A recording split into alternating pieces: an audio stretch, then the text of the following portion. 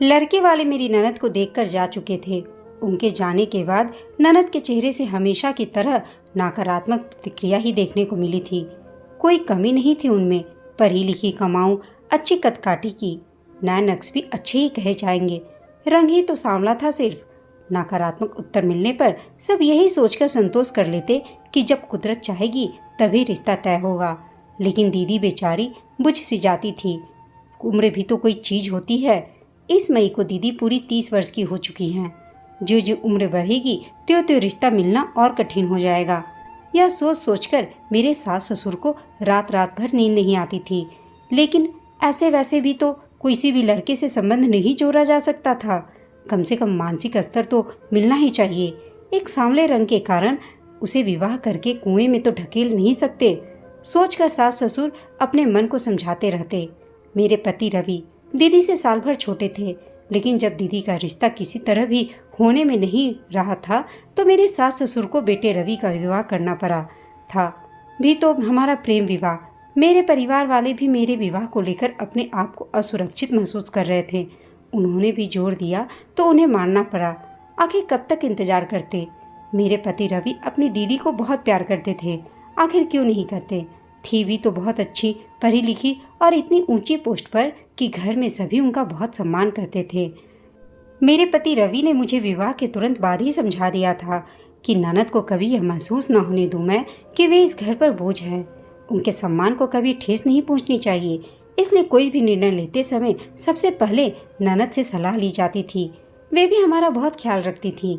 मैं अपनी माँ की इकलौती बेटी थी, इसलिए उनको पाकर मुझे लगा जैसे मुझे बड़ी बहन मिल गई है। एक बार रवि ऑफिस टूर पर गए थे। रात काफ़ी हो चुकी थी। सास ससुर भी गहरी नींद में सो गए थे, लेकिन दीदी अभी ऑफिस से नहीं लौटी थी। चिंता के कारण मुझे नींद नहीं आ रही थी। तभी कार के हॉर्न की आवाज़ सुनाई दी। मैंने खिड़की से झांक कर देखा, दीदी कार से उतर रही थी। उनके बगल में कोई पुरुष बैठा था। कुछ अजीब सा लगा कि हमेशा तो ऑफिस की कैब उन्हें छोड़ने आती थी। आज कैब के स्थान पर कार में उन्हें कौन छोड़ने आया है। मुझे जागता देखकर उन्होंने पूछा, सोई नहीं अभी तक तुम? आपका इंतजार कर रही थी दीदी। आपके घर लौटने से पहले मुझे नींद कैसे आ सकती है। मेरी अच्छी दीदी। मैंने उनके गले में बाहें डालते हुए उनके चेहरे पर खोजी नज़र डालते हुए कहा, आपके लिए खाना लगा दूं दीदी? नहीं, आज ऑफिस में ही खाना खा लिया था। अब तू जाकर सो जा। गुड नाइट दीदी, मैंने कहा और सोने चली गई। लेकिन मेरी आंखों में नींद कहाँ। दिमाग में विचार आने लगे कि कोई तो बात है। पिछले कुछ दिनों से दीदी कुछ परेशान और खोई खोई सी रहती है। ऑफिस का समस्या होती तो वे घर में अवश्य बताती। कुछ तो ऐसा है जो अपने भाई, जो भाई कम और मित्र अधिक हैं, से साझा नहीं करती। और आज इतनी रात को देर से आना, वह भी किसी पुरुष के साथ। जरूर कुछ दाल में काला है। इसी पुरुष से विवाह करना चाहती हैं तो पूरा परिवार जानकर बहुत खुश होता। सब उनके सुख के लिए उनके पसंद के किसी भी पुरुष को स्वीकार करने में तनिक भी देर नहीं लगाएंगे। इतना तो मैं अपने विवाह के बाद जान गई हूँ। लेकिन बात कुछ और ही है जिसे वे बता नहीं पा रही हैं। लेकिन मैं इस तरह से मैं जाकर ही रहूँगी। मैंने मन ही मन कर तय किया और फिर गहरी नींद की गोद में चली गई। सुबह 6 बजे जब मेरी आँख खुली तो देखा दीदी ऑफिस के लिए तैयार हो रही थी। मैंने कहा, क्या बात है दीदी, आज इतनी जल्दी ऑफिस? मेरी बात पूरी होने से पहले ही वे बोली, हाँ आज ज़रूरी मीटिंग है, इसलिए जल्दी जाना है। नाश्ता भी ऑफिस में कर लूँगी। देर हो रही है, बाय। और वह यह कहते हुए मेरे कुछ बोलने से पहले ही वे तीर की तरह घर से निकल गई। बाहर जाकर देखा वही गाड़ी खड़ी थी। इससे पहले कि ड्राइवर को पहचानूं, वह फुर से निकल गई। अब तो मुझे पक्का यकीन हो गया कि अवश्य दीदी किसी गलत पुरुष के चंगुल में फंस गई हैं। हो ना हो वह पुरुष विवाहित है। मुझे कुछ जल्दी करना होगा, वो भी घर में बिना किसी को बताए, वरना दीदी अपने आप को बहुत अपमानित महसूस करेंगी। रात को फिर वही व्यक्ति दीदी को छोड़ने घर आया। आज उसकी शक्ल की थोड़ी सी झलक देखने को मिली थी मुझे, क्योंकि मैं पहले से ही घात लगाए बैठी थी। सास ससुर ने जब देर से आने का कारण पूछा तो बिना रुके अपने कमरे की ओर जाते हुए थके स्वर में दीदी बोली, ऑफिस में मीटिंग थी, थक गई हूँ, सोने जा रही हूँ। आजकल क्या हो गया इस लड़की को, बिना खाए सो जाती है। छोड़ दे ऐसी नौकरी, हमें नहीं चाहिए। न खाने का ठिकाना न सोने का। सास बरबराने लगी तो मैंने उन्हें शांत कराया कि चिंता न करें। मैं उनका खाना उनके कमरे में पहुंचा दूंगी। वह निश्चिंत होकर सोने चली गई।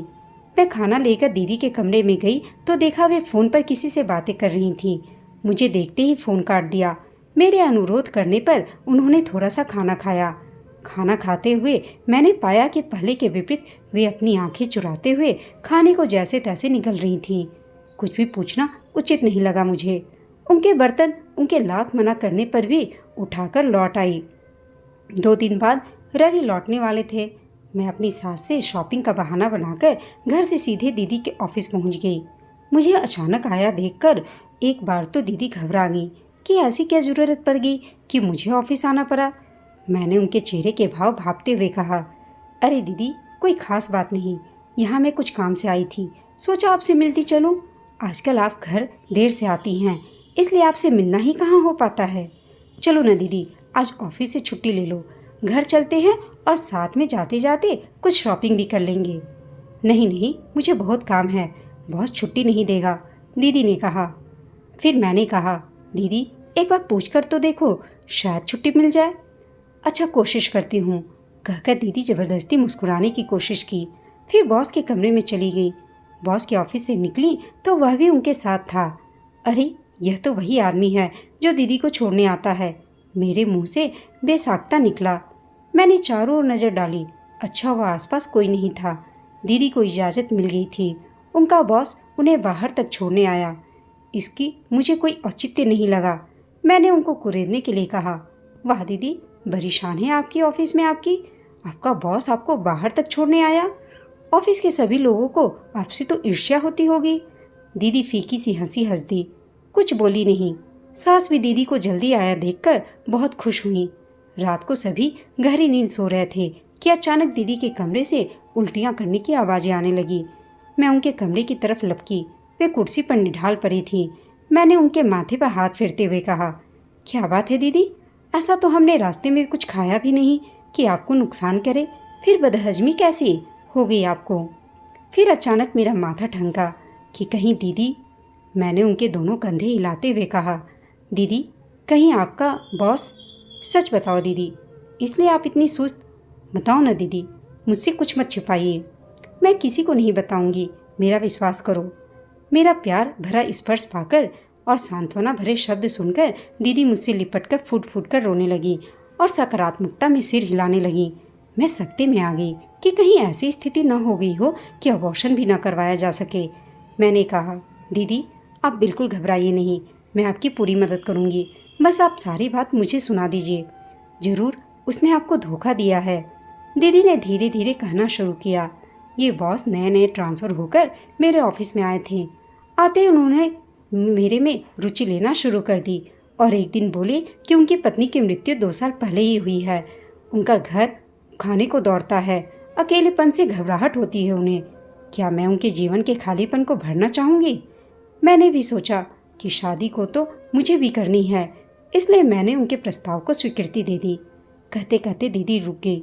फिर उन्होंने आगे कहा, फिर मैंने भी पूछा, वे मेरे मम्मी पापा से मिले?